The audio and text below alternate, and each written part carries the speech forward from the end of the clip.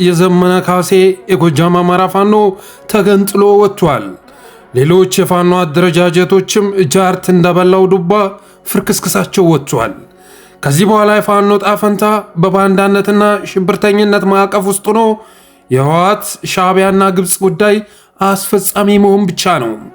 ፋኖች በገዛ ጥፋታቸው የአማራ ኮዝ ከሚባሉት አጀንዳዎች ፍች ፈጽመዋል። የሚዲያና ፕሮፓጋንዳ ክፍላቸው ደግሞ ታዬ ደንደዓ ስለ አብይ ነገረን፣ ሚልኬሳ ሚደቅሳ ስለ አብይ ነገረን፣ ጀዋር መሐመድ ስለ አብይ ነገረን፣ ገዱ አንዳርጋቸው ስለ አብይ ነገረን፣ ልደቱ አያሌው ስለ አብይ ነገረን ወዘተረፈ በሚል ቅኝታቸውን አስተካክሏል።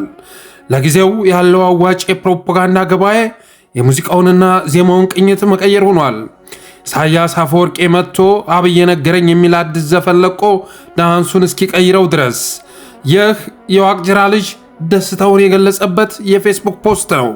ይህም ፖስት እንዲያጋራ ያደረገው ደግሞ ትናንት አፋብኃ በሚል ስምና ሎጎ የወጣው መግለጫ እኔን አያካትትም ተብሎ በጎጃም አማራ ፋኖ በኩል ከመውጣቱ ጋር ተያይዞ ነው። ውድ አርበኞች፣ ከሁለት ቀን በፊት አንድ ጦማር በጠለስ ሚዲያ በኩል ልኬላችሁ ነበር። ያም ጦማር ልዩነታችሁ እዚህ ደረጃ መድረሱን ሳላቅ አዝማሚያውን በማየት የጻፍኩት ሲሆን አሁን ላይ ግን ከተሻለው መፍትሄ ይልቅ የባሰውን መፍትሄም በመምረጣችሁ የተነሳ ሁሉም ነገር ለአደባባይ በቅቶ እነ ኤርሚያስ ለገሰ እየተሳለቁባችሁና እየተሳለቁብን ይገኛሉ።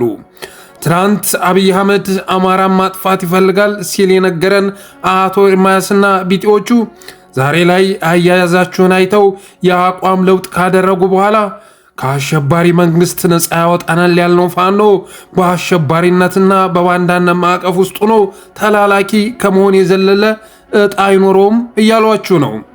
እኔ ምለው ግን ውድ አርበኞች፣ ዋጋ በመክፈል ላይ ያለውን ህዝብ ተውትና የተሰዉት ጓዶቻችሁ ያሳዝኗችሁም። ምሬ ወዳጆ አፋብኃን ለመመስረት ጎጃም ገብቷል የሚል መረጃ የደረሰው አገዛዝ እሱን ገደልኩ ብሎ በድሮን የጨፈጨፋቸው ንጹሐን ህይወት አይወቅሳችሁም? በቃ የአማራ ህዝብ የኔ የሚለው ድርጅት ለመረከብ አልታደለም ማለት ነው። ውድ አርበኞች፣ ትናንት በአፋብኃ ስምና ሎጎ መግለጫ ሲወጣ ትራንስፖርት ላይ ነበርኩ። እናም እንደ ድንገት ሞባይሌን አውጥቼ ፌስቡኬን ስከፍተው ከደጋዳሞቱ ጀብዱ፣ ከአይምባው ገድል፣ ከቃሊማው ድል የሚበልጽና የአማራን ትግል አንድ ደረጃ ወደፊት የሚያስፈነጥር መግለጫ ተለጥፎ አገኘው። ያንንም መግለጫ ያነበቡ አማራዎች ሰበር ዜና በሚል ርዕስ እየተቀባበሉት ሲፈነጥዙ አየው። በእርግጥም ያንን መግለጫ አንብቦ አለመደሰት አይቻልም። ማለትም ጎጃም፣ ጎንደር፣ ወሎ፣ ሸዋ የሚለው የፋኖ አወቃቀሩ ቀርቶ ሰሜንና ደቡብ አማራ፣ ምስራቅና ምዕራብ አማራ በሚል ቀጠናዊ ስም አፋብኃ ተደራጅቶ የሰሜን አማራው ቀጠና በላይ እዝ፣ የደቡብ አማራው ቴዎድሮስ እዝ፣ የምስራቁ ምኒልክ እዝ፣ የደቡቡ አሳምነው እዝ መባሉን ከመስማት በላይ ለአንድ አማራ የሚያስተስን ነገር ሊኖር አይችልም። እናም እኔም ይህን መግለጫ ሳነብ በፈንጠዝያ ስሜት ተሞልቼ ወራጅ ካልኩ በኋላ ከአንድ ሬስቶራንት በር ላይ ቁጭ ብዬ ውሃ አዘዝኩ። ከዚያም ሰበር ዜና በሚል ርዕስ መግለጫውን በራሴ ቋንቋ ጽፌ ለተከታዮቼ ልለጥፈው በማሰብ ፌስቡኬን ስከፍተው ያ መግለጫ ሁሉንም የፋኖ አደረጃጀቶች ባላካተተ መልኩ መውጣቱን የሚገልጽ የፌስቡክ ፖስት ተለጥፎ አገኘው። በደስታ መንፈስ መግለጫውን ሲቀባበሉ የነበሩ ወገኖች ግርታ ሲያጋጥማቸው እንደ ኤርሚያስ ለገሰ ያሉ ጸረ አማራዎችና ያገዛዙ ቅጥረኞች ደግሞ ፈንጠዝያቸውን ሲገልጹ ታዘብኩ። እናም እንደሚከተለው ልላችሁ ወደድኩ። ለእኔ እስከሚገባኝ ድረስ የአማራ ህዝብና ክልል ቀርቶ የኢትዮጵያ ዕጣ ፈንታ በከፊል እናንተ መዳፍ ላይ መቀመጡን እረዳለሁ። ወደ ትግል ሜዳ የገባችሁትም በህዝባችሁ ላይ የሚፈጸመው ግፍና በደል ብሎም አገዛዙ አረመኔነት ራሳችሁን ብቻ ሳይሆን ቤተሰቦቻችሁንም ጭምር ስላስካዳችሁና በእኛ ሞት ትውልዱ ይለፍለት ብላችሁ ነው ብዬ አምናለሁ።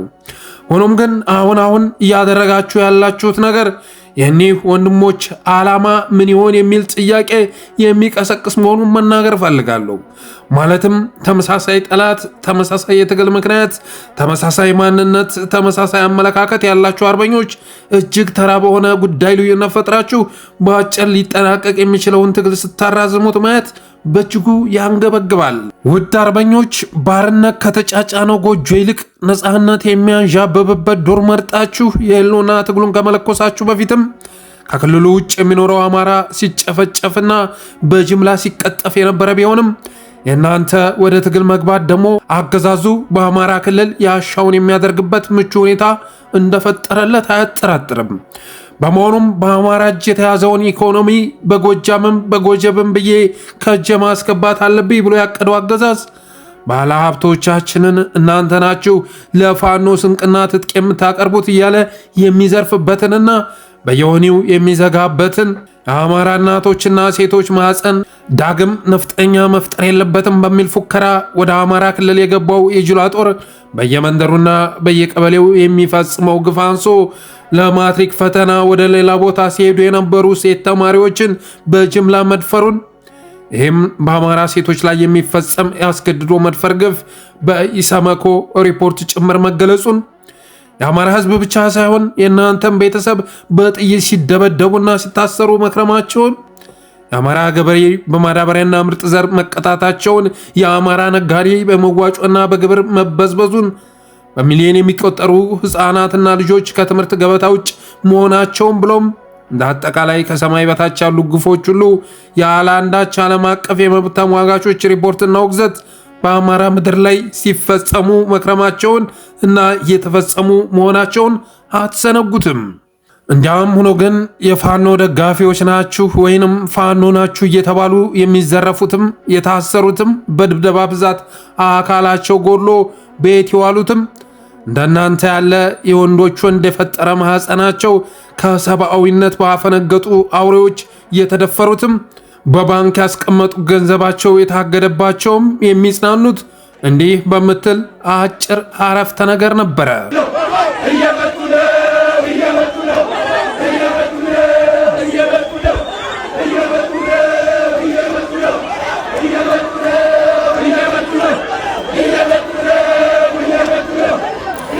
አዎ የታሰረውንም ሆነ የተሰደደውን ስነ ልቦናዊም ሆነ አካላዊ ጥቃት ያስተናገደውን ገንዘቡም ሆነ ነፃነቱ የተገደበውን ሁሉ የሚያጽናናው እኛ የክፋት ዘሮች ከሰብአዊነት ርቀው ብሔር ውስጥ የተደበቁ ዛሬ በወቅት አግዘው እንደፈለጉ ቢገሉ እንደፈለጉ ቢሰርቁ በማህበርነት ላይ ባመፀው ግፈኛን ከሚታገለው ከአርበኛው ከፋኖ ጋራ የግፍ ደመናን የሚያረግፍ ይፈካል የንጋት ፀሐይ ይወጣል የፍትህ ጮራ በሚል ስኒ ነበረ። ኃያሉ አምላክ ኃጥአንን በግራው ጻድቃንን በቀኙ ሊያሰልፍ ይመጣበታል ከሚባለው የዕለተ ምጽአት ቀን ወዲህ የሚጠበቀው የእናንተ መምጣት ነበረ። ሆኖም ግን በወታደራዊ ጉዳዮች ዙሪያ ያላችሁ እንቅስቃሴ አሁንም ተጠናክሮ ቢቀጥልም ፖለቲካ ያካሄዳችሁ ሲገመገም ግን በድል ጎዳና እየተንደረደራችሁ ወደ ስልጣን ከመምጣት ይልቅ እዚያው መቆየት የመረጣችሁ ነው የሚመስለው። በተስፋ የሚጠብቃችሁን ህዝባችሁንና ወገናችሁን ነፃ በማውጣት ፈንታ የአማራ ህዝብ መደብደቢያ ዱላ ወይንም ሰበቡ ናችሁ ማገልገል የፈለጋችሁ ነው የሚመስለው። ምክንያቱም እንደዚያ ባታስቡ ኑሮ ያለ ጎጃም አማራ ፋኖ አፋብኃም ሆነ አማራው ሊያሸንፍ እንደማይችል ይገባችሁ ነበር። ወይም ደግሞ ያለ ጎንደርም ሆነ ያለ ወሎና ሸዋ ፋኖ የጎጃም አማራ ፋኖም ሆነ ህዝቡ የትም እንደማይደርስ ትረዱ ነበር።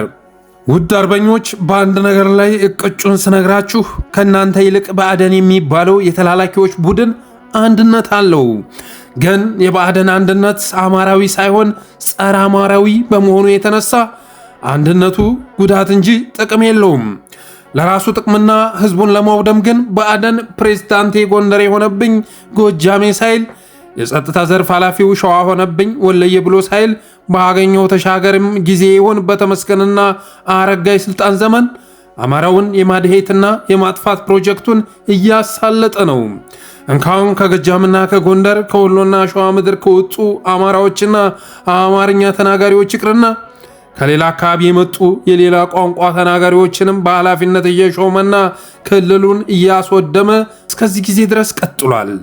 እናንተ ግን በአማራነት የተጠቃው ብሎ የሸፈተን ፋኖ በአማራነቱ እንዳይታገልና ድል እንዳያደርግ በየግዛታችሁ ተቧርናችሁ አስቸገራችሁት።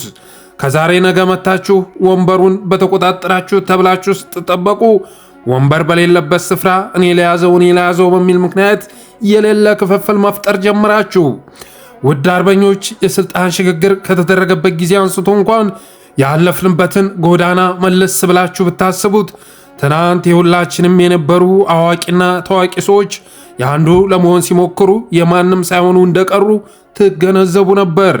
ለምሳሌ ያህል አብይ አህመድን ተመልከቱት።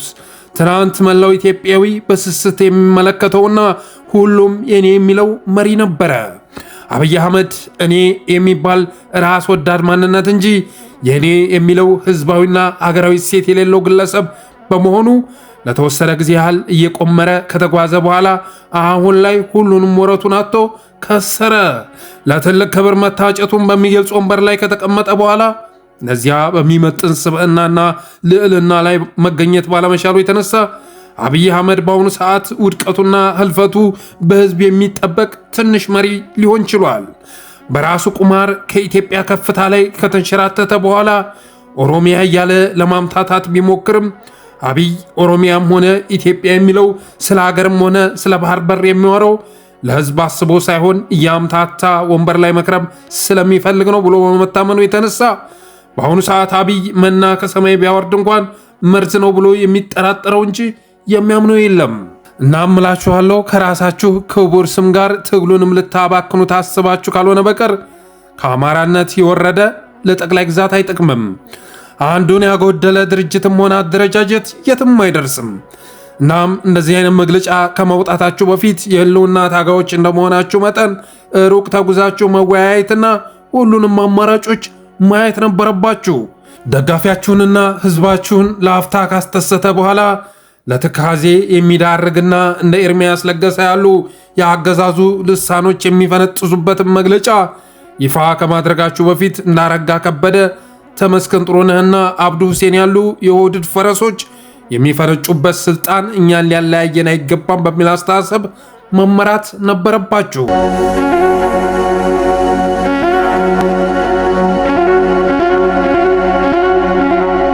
ውድ አርበኞች ቋራ ላይ የሆነውን እያወቅን እንዳላወቅን ሆነን አፋባሃ ስንል ብንከርምም እኛ የሸሸግነውን ገመና በእናንተ ይፋ መውጣቱ አልቀረም። እናም ይህን ታሳቢ አድርገን ስንናገር የአፋባሃ ምስረታ ሙሉ ለሙሉ ባልተጠናቀቀበት ሁኔታ አፋባሃ ፈረሰ ወይንም ተሰነጠቀ ሊባል አይችልም። ፈረሰ የሚለው ግስ የሚያገለግለው ተሰርቶ ላለቀ ወይንም በከፊል ለተጠናቀቀ ጉዳይ ብቻ ነው። ተሰነጠቀ የሚባለውም አንድ መሆን የቻለ ብቻ ነው። እናንተ ግን ቋራ ላይ ተገናኝታችሁ ድርጅት ስለመመስረት ከተነጋገራችሁ በኋላ በአንዳንድ ጉዳዮች ላይ መስማማት ስላልቻላችሁ ንግግሩ ሲቋጭ የምትመሰርቱትን ድርጅት ሎጎና ስያሜ ይፋ አድርጋችሁ መመለሳችሁ አይዘነጋም። እናም ያልተመሰረተ ትዳር ፈረሰ እንደማይባለው ሁሉ ተመስርቶ ያላለቀ ድርጅትም ፍርሰት አያሰገውም። የአገዛዙ ልሳን የሆኑ ሚዲያዎችና አክቲቪስቶች አፋባሃ ተሰነጠቀ ወይንም ፈረሰ የሚል ፕሮፓጋንዳ እየነዙ ቢሆንም እኛ ግን የምንለው በምስረታ ሂደት ላይ የሚገኘውን አማራዊ ድርጅት አንድነታችሁን ባስከበረ መልኩ አጠናቆት ነው የምንለው። እስከዚያ ግን አንድነታችሁን እንጂ ልዩነታችሁን ባታሳዩም መልካም ነው። ከጋራ ድርጅት በላይ አንድ አይነት ማንነት ያላችሁ፣ አንድ አይነት ጠላት ያጋጠማችሁ፣ አንድ አይነት የትግል ምክንያት ያስተሳሰራችሁ የአማራ አርበኞች መሆናችሁን አትርሱ። መጣመር ባትችሉ እንኳን መተባበር ግድ ይላችሁ ዘንዳ አማራ ከሚባል ብሔር መፈጠራችሁን አስታውሱ። በመሆኑም ትናንት በአንድ መግለጫ በኩል ይፋ ያደረጋችሁትን ድርጅታዊ ምክንያት ሶሻል ሚዲያው ላይ የክፍፍልና የጥል ምንጭ እንዳይሆን እናንተው የፈጠራችሁትን ክፍተት እናንተው ልትደፍኑት ይገባል። ከዚህ ባለፈ ደግሞ ውድ አርበኞች ያላችሁበት የህልውና ትግል ድካም ብቻ ሳይሆን ህመም እንዳለው ግልጽ ቢሆንም ቤት ውስጥ ነጋቸውና ተስፋቸው የጠፋቸው ልጅና ሚስትን አቅፎ እስረኛ ከመሆን ይልቅ ዱር ቤቴ ያለ አርበኛ የታደለ መሆኑን አትሰንጉ። በአብይ አህመድ ዘመን የሚያምር ነጭ ቪላ በሚታይበት ግቢ ውስጥ ጥቁር መኪኖች የደረደረ ባለሀብት በኪራይ ቤት ተኮራምቶ ከሚያደር የኔ ቢጤ ሊበልጥ የሚችለው በጭንቀትና በብስጭት እንጂ በምቾት አይደለም። እናም ጫካ ውስጡ ናችሁ ባህር ዳርና ጎንደር፣ ደብረ ብርሃንና ደሴ እንደሚኖረው ህዝብ ያለ ኑሮ መኖር ከናፈቃችሁ አርበኛ በመሆን ፈንታ እስረኛ የህዝብ ተስፋ ከመሆን ይልቅ ከተስፋ አልባዎቹና ከተስፋ ቆራጮቹ መካከል እንዳንዱ ብአዴን የሚፈራው ኃይል በመሆን ፈንታ በብአዴን የሚስፈራራ አካል መሆን ፈልጋችኋል ማለት ነው። እና እምላችኋለሁ እንደ ጸዳሉና በለጠ ትግሉን አዳክማችሁ ከብልጽግና ጋር መፈራረም ካልፈለጋችሁ በቀር ያለ ጎጃም ወንድማችሁ ድል ማድረግ ቀርቶ ሙሉ አማራነት ሊኖር አይችልም። የጎጃም አማራም ያለ ወንድሞቹ በተናጠል የሚያስመዘግበው ቅንጣት ታክል ድል ቀርቶ ትግልም አይኖረውም። እናም አሁንም የሚሻለው እስካሁን ድረስ ተፈትሾ ያልከሸፈውንና የአፋባሃ ሰብሳቢ ለመሆን ዲዘርቭ የሚያደርገውን ዘመነ ካሴን ሰብሳቢ አድርጉትና ጄኔራል ተፈራን ሌላ ኃላፊነት ስፍራ ስጡት። አፋር ሲመሰረት እስክንድር ነጋን ወደፊት አምጥቶ ሲያበጣብጠን የከረመው ኃይል ሌላ ብጥብጥ እንዲፈጥር አትፍቀዱለት።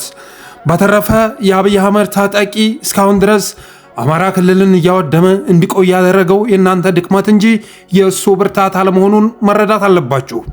የፋኖ መሪዎች መሆን የቻላችሁ እናንተ የአማራ አርበኞች በአንዳንድ ጉዳዮችና አጣብቂኝ ወቅቶች እንኳን ልዩነታችሁን ወደ ጎን ትታችሁ በጋራ መስራት ባለመቻላችሁ የተነሳ ጎጃም ለትግል ሲነሳ ጎንደር፣ ወሎና ሸዋ ተመልካች እየሆኑ ጎንደር ክላሹን አቀባብሎ ሲያገሳ ጎጃም፣ ወሎና ሸዋ የየራሳቸውን የዘመቻ ፕሮግራም እየወጠኑ ሸዋ ወይንም ወሎ ዘመቻ ሲያውጅ ጎንደርና ጎጃም ፋኖ እያሰለጠኑ በየራሳችሁ ፕሮግራም መንቀሳቀሳችሁ ለአብይ አህመድ የውድመት መርሃ ግብር ምቹ ሁኔታ እንደፈጠረለት ይታወቃል። እናም ከዚህ ትንታኔ በመነሳት ለመላው የፋኖ መሪዎች የሚከተለውን ልላችሁ እወዳለሁ። ዋጋ እየከፈላችሁበትና እየደከማችሁለት ያለው ትግል 2 የድል ምዕራፍ በውስጡ ይዟል። በዚህም መሰረት የመጀመሪያው የድል ምዕራፍ የግል ፍላጎትን፣ የስልጣን ጥምን፣ ስግብግብነትን፣ ለራስ የሚሰጥ የተጋነነ ክብርን፣ ልዩነትን፣ ጎጠኝነትን ታግሎ በመሸነፍ የሚገኝ ድል ሲሆን ውጤቱም የአማራ ሕዝብ አንድነት፣ የአማራ ብሔርተኝነት፣ የፋኖ ጥምረትና ህብረት የሚረጋገጥበት ነው። ይህ በምዕራፍ 1 ሊገኝ የሚችል ድል ታዲያ ሲያወሩ ቀላል ይመስላል እንጂ በፋኖ ትግል ውስጥ በጣም ከባዱ ይህንን ድል ማስመዝገብ መቻል ነው። ምክንያቱም ጠላትን ከማሸነፍ በላይ ከባዱ ራስን ፍላጎትንና ስሜትን ማሸነፍ መቻል ነው። ታሪክንም ገልበጥ ስናደርግ ብዙ ጀብዱ የጻፉና ጠላቶቻቸውን ያሸነፉ ዓለም አቀፍ ጀግኖች ራሳቸውንና ስሜታቸውን ማሸነፍ ባለመቻላቸው ሲወድቁ እንመለከታለን። ለእናንተ የፋኖ መሪዎችም የከበዳችሁ ብርሃኑ ጁላ ቀንና ሌሊት የሚያጓጉዘው ወታደር ከነታጠቀው ዘመናዊ ጦር መሳሪያ መማረኩ ሳይሆን የራስን ስሜትና ፍላጎትን እጅ ወደ ላይ ብሎ ህዝቡና ወቅቱ የሚፈልገውን የጋራ ፍላጎት ማስቀደሙ ነው። እናም ከላይ እንደገለጽኩት በህልውና ትግሉ ውስጥ በመጀመሪያ ምዕራፍ የሚገኘው ድል ራስን ከማሸነፍ የሚመጣ ሲሆን በሁለተኛው ምዕራፍ የሚገኘው ድል ደግሞ ጠላትን በማሸነፍ የሚመዘገብ ነው። ሆኖም ግን በመጀመሪያ ምዕራፍ መገኘት ያለበትን ድል ሳያሳኩ ሁለተኛውን መመኘት መቼም የማይሳካ ባዶ ቅዠት ነው። ከአማጺነትና ከደፈጣ ተዋጊነት ወደ ቅርጽ ያለው አደረጃጀትና ተቋማዊነት ሳይመጡ መንግስት መሆን መመኘት ራስን እንደማታለል የሚቆጠር ነው። የግል ፍላጎትንና ጥቅምን ሳይገሉ የህዝብን አሸናፊነት ማረጋገጥ እንደማይቻል ሁሉ ወሎ፣ ጎጃም፣ ሸዋ፣ ጎንደር በሚል ስም እየታገሉ ብሎም አንድ መሆን ሳይችሉ አማራን ያሸንፋል እያሉ መናገር በገሃድ ሊታይ የማይችል ተራ መፎክር ነው። ውድ አርበኞች፣ ብልጽግና ይህን ዘመቻ አያሸንፍም እንጂ ማሸነፍ ቢችል ዋነኛ ዓላማው አማራ ክልልን መበታተንና ኦሮሚያ የተባለ ማጆሪቲ ክልል በብቸኝነት እንዲኖር ማድረግ ነው። ለዚህ መፍትሄው ደግሞ ልዩነት እየቀፈቀፉ በመበታተን ፈንታ አንድ አይነት ማንነት ያላችሁ መሪዎች እንደመሆናችሁ መጠን አንዱ ነው መገኘት ነው። በተረፈ አብይ አህመድ ሊያጠፋችሁ ወደ ላይ ዘልቆ ተራራ ጫፍ ላይ ወደ ታች ጠልቆ ሸለቆ ውስጥ እየፈለጋችሁ ነው። እናም በትግል ውስጥ መሰዋት ያለ ቢሆንም መዳፋችሁ ላይ ያለውንና የመጀመሪያውን የትግል ምዕራፍ ላይ የሚገኘውን ድል ሳያጣጥሙና አማራነትን በጽኑ መሰረት ላይ ሳያቆሙ ዋጋ መክፈል ግን ያንገበግባል። ጠላትን አሸንፎ መንግስት መሆን በትግሉ ፍጻሜ ላይ የሚገኝ እንደመሆኑ መጠን ወደዚያ እየገሰገሱ መሃል ላይ ህይወትን መለገሱ በታሪክ የሚያስወድስ ክቡር መስዋዕትነት ነው። በትግሉ መጀመሪያ ላይ በአንድነት በመቆምና የራስን ፍላጎት በማክሰም ብለውም በጋራ በመቆም የሚገኘውን ታላቅ አማራዊ ድል በንቀት አልፎ ጠላትን ሲታገሉ ዋጋ መክፈሉ ግን ቀላል ስፍራ የሚሰጠው ባይሆንም በፈገግታ ለመሞት ግን የሚያስችል አይደለም በማለት ከአልማዝ የጠነከረ አንድነትንና ለድል የሚበቃ ድርጅትን ተመኝቼላችሁ የዛሬውን ጦማሬን ቋጨው። አመሰግናለሁ። አሳይ ደርቤ